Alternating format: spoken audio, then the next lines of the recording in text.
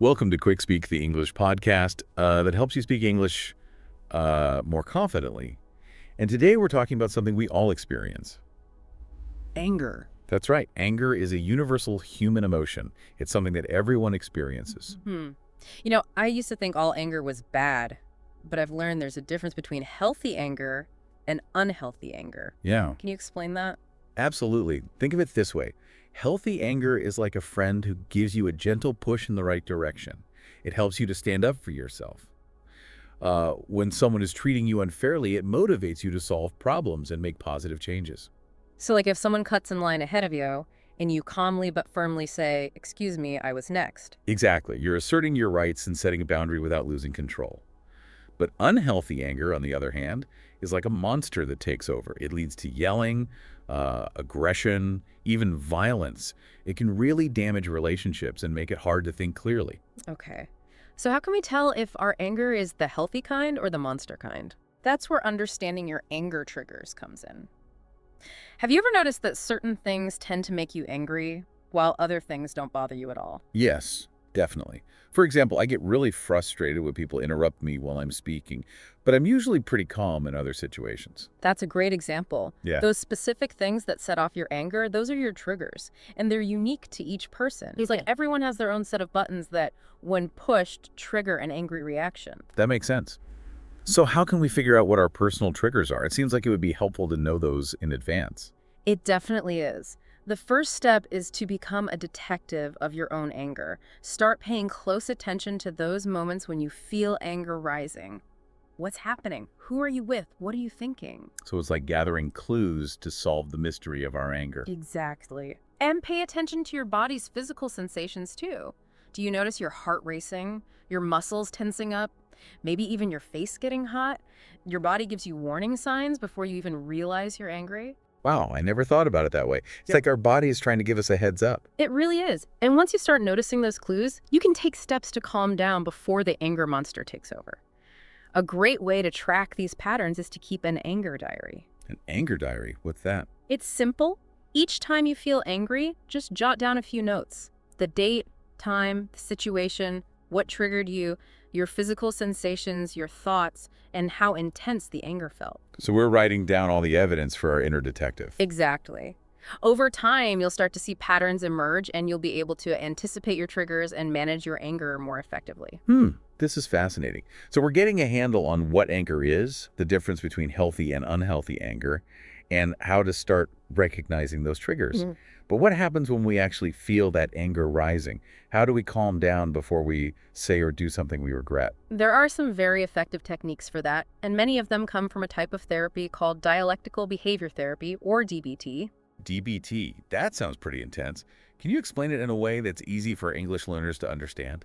Of course. DBT is like a toolbox filled with skills to help us manage difficult emotions, not just anger. And one of the most powerful tools in that toolbox is mindfulness. Mindfulness. I think I've heard of that. Isn't it about meditating? Meditation can be a part of mindfulness, but it's much broader than that. Mindfulness simply means paying attention to the present moment. Right here, right now, without judging your thoughts or feelings. It's like hitting the pause button on your anger so you can observe it without getting swept away by it. So instead of reacting immediately when someone says or does something that makes us angry, we take a moment to just notice what we're feeling and thinking. Exactly. And it's amazing how much power there is in that simple pause. It gives us a chance to choose how we want to respond rather than just reacting automatically. Okay, that makes sense. So mindfulness is one tool in the DBT toolbox. What are some other tools that can help us manage anger? Well, another really helpful tool is called distress tolerance. Distress tolerance. What does that mean? It means learning how to cope with difficult situations without making things worse. It's like having a first aid kit for your emotions. When you're feeling overwhelmed by anger, you can reach for these skills to soothe yourself and prevent the situation from escalating. So instead of yelling or slamming doors or saying something hurtful, we use these distress tolerance skills to stay calm and collected. Exactly. These skills might include things like taking deep breaths, distracting yourself with a pleasant activity, or even using your imagination to create a sense of peace and calm. That's helpful. So we have mindfulness to help us pause and become aware of our anger, and distress tolerance to help us cope with those intense feelings without making things worse. Are there any other DBT tools that can help us tame the anger monster? There are, actually. DBT offers a wide range of tools. Another really important one is called emotion regulation. Emotion regulation. That sounds interesting. Tell me more about that. Think of your emotions like waves in the ocean. Sometimes they're calm and gentle, and other times they're big and powerful. Emotion regulation is like learning to surf those waves. You learn to identify the different emotions you're feeling, understand what's causing them, and develop healthy ways to ride them out without getting wiped out. So instead of letting our emotions control us, we become the surfers who are in control. Exactly. It takes practice, but with time, you can become more skillful at navigating your emotional world. That's a great analogy. So we've talked about mindfulness, distress tolerance, and emotion regulation. Are there any other DBT tools we should know about? Yes, the final core skill in DBT is called interpersonal effectiveness. Interpersonal effectiveness. That sounds like it has to do with relationships. You're exactly right. This skill is all about communicating clearly, setting healthy boundaries, and building strong relationships. It's about expressing your needs and standing up for yourself in a way that respects others. So it's about being assertive without being aggressive. Exactly. It's about finding that balance between honoring your own needs and respecting the needs of others. And it's a crucial skill for managing anger in a way that doesn't damage your relationships. This is also helpful. It sounds like DBT gives you a whole set of tools to deal with anger and other difficult emotions. But let's shift gears a little bit. Yeah. We've been talking about anger as something that happens within ourselves. But what about the impact of anger on our relationships with others? That's a really important point. Anger, especially when it's expressed in unhealthy ways, can have a ripple effect on our relationships. So it's not just about how we feel on the inside. It also affects how we interact with the people around us. Precisely. Unresolved anger can create distance, erode trust, and lead to communication breakdowns. It's like a wall that gradually builds up between people. That's a great way to put it. And over time, that wall can become so high that it's hard to connect with each other. And I imagine it can be especially challenging when anger is a recurring pattern in a relationship. Absolutely. It can create a cycle where one person's anger triggers the other person's anger, leading to escalating conflicts and resentment. That sounds really painful. So what can we do to prevent anger from damaging our relationships? Well, one of the most important things is to learn how to express anger in a healthy way. So instead of yelling, blaming, or attacking, we find a more constructive way to communicate our feelings. Exactly. And a key part of that is using I statements. I statements, what are those? I statements help you focus on your own feelings and experiences without blaming the other person. For example, instead of saying, "You always make me so angry," you could say, "I feel angry when this happens because..." That sounds like a much more effective way to communicate. It shifts the focus from blame to understanding. Exactly. And it invites the other person to listen and empathize rather than feeling defensive. That's so important, because when people feel attacked, they're more likely to shut down or fight back. You're right. But when we can express our anger in a way that feels safe and respectful, it opens the door for connection and resolution. This is so helpful. But sometimes, even when we're trying our best, anger can still create challenges in our relationships. What can we do if anger has already caused some damage? Well, one of the most powerful tools for healing and restoring relationships is forgiveness. Forgiveness. I know it's important, but it can be so hard, especially if someone has really hurt us. It definitely can be. And it's important to remember that forgiveness isn't about condoning hurtful actions or pretending that nothing bad happened. So it's not about saying, oh, it's okay that you did that. Not at all. Forgiveness is about choosing to release the emotional burden of anger and resentment. It's about letting go of the bitterness and pain so you can move forward. It sounds like forgiveness is more about our own healing than about the other person. That's a great insight. It's about freeing ourselves from the grip of anger and resentment so we can find peace and joy. But what if the person who hurt us hasn't apologized or acknowledged their wrongdoing? Can we still forgive them? Absolutely. Forgiveness is a gift you give to yourself. It doesn't depend on the other person's actions or apologies. It's about choosing to let go of the negative emotions for your own well-being. That's a really important distinction. So forgiveness is a choice we make to set ourselves free from the weight of anger and resentment. Exactly. And it's a process, not a one-time event. It might take time, and that's okay. Be patient with yourself and allow yourself to move through it at your own pace. That makes sense. We need to be kind to ourselves as we navigate this complex process. But forgiveness isn't just about letting go of anger towards others, is it? You're right. It also includes forgiving ourselves. Oh, that's interesting. How do we forgive ourselves? We often hold on to anger and resentment toward ourselves for past mistakes or things we wish we had done differently. Feel like we're carrying around this heavy backpack of guilt and shame. Exactly. And self-forgiveness is about acknowledging those mistakes, accepting that we're human, and choosing to let go of that self-judgment. It's about extending the same compassion and understanding to ourselves that we would offer to a friend.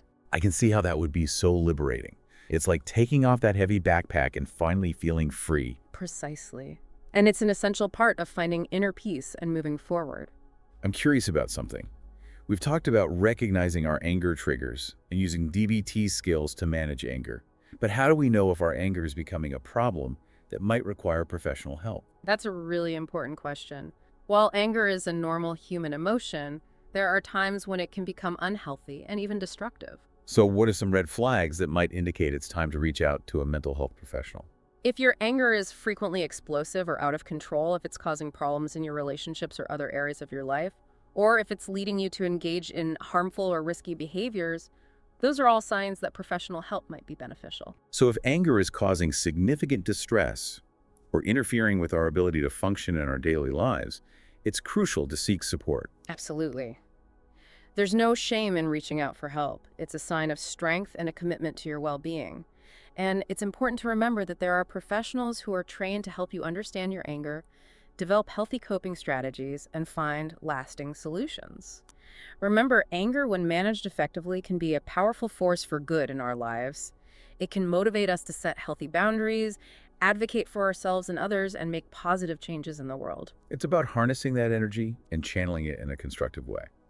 But before we wrap up this part of our exploration of anger, I'd love to hear about some practical tips for calming down in the heat of the moment. Great question, because sometimes we need those quick and effective strategies to regain our composure before we say or do something we regret. It's like having an emergency kit for anger management. Exactly. So what are some of those essential tools we should keep in our anger management emergency kit? One of the simplest yet most powerful techniques is deep breathing. That sounds easy enough. It is, but there's a specific way to do it that's really effective for calming anger.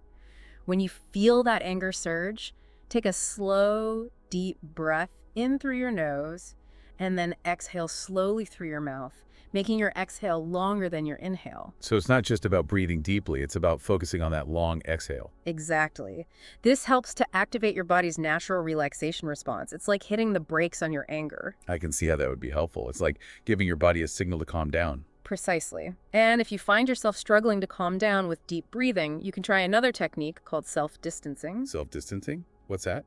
Imagine you're watching the situation from afar, like you're a fly on the wall or watching a movie. This mental distance helps you to see things more objectively and reduces the intensity of your emotional reaction.